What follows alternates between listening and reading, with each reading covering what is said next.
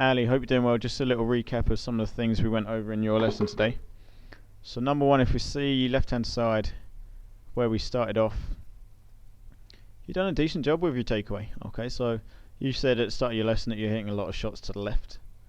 Okay, and really a lot of the stuff that you've done, especially from last couple of times we've worked together, you've done a lot of really good stuff.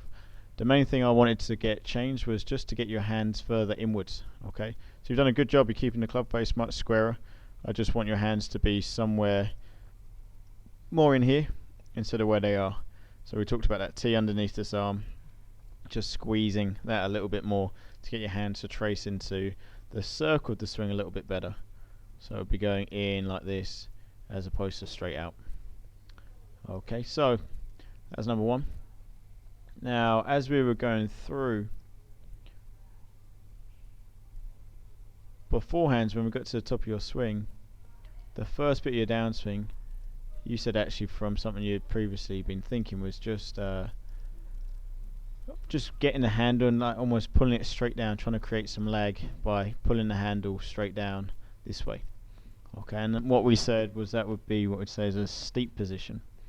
Okay, and then if we get rid of all these lines apart from this here,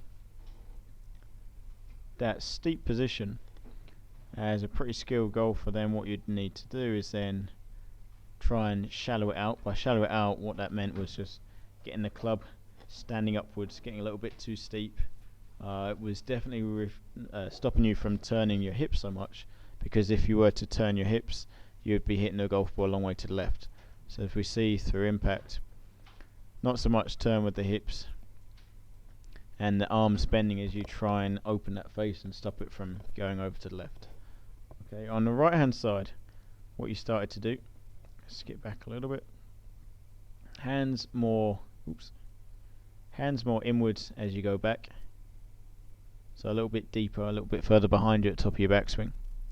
And the big difference you felt as if your arms were just falling straight down was your feeling. Okay, instead of them actually actively pulling down, your feeling was just that they just fall down. Okay, so as a result, as we start to go down, if we see that same position of the shaft, it's pointing outside the ball instead of inside the ball. Okay, now really what I want to show you here is as we go from impact onwards, let's just sync these frames up.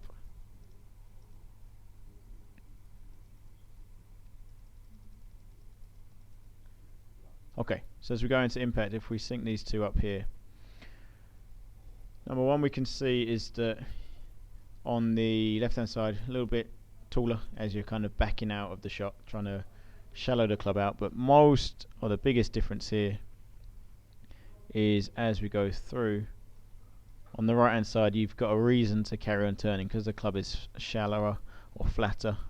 You've got a reason to carry on turning, so as a result we start to see much more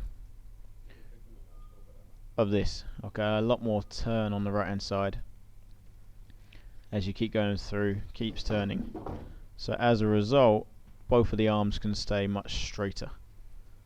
Okay, that point there, huge difference. Now really we didn't talk about this, we didn't talk about your arms staying straighter. All we talked about is getting the club shallower, and that has now enabled you to turn your hips more, so that part really good.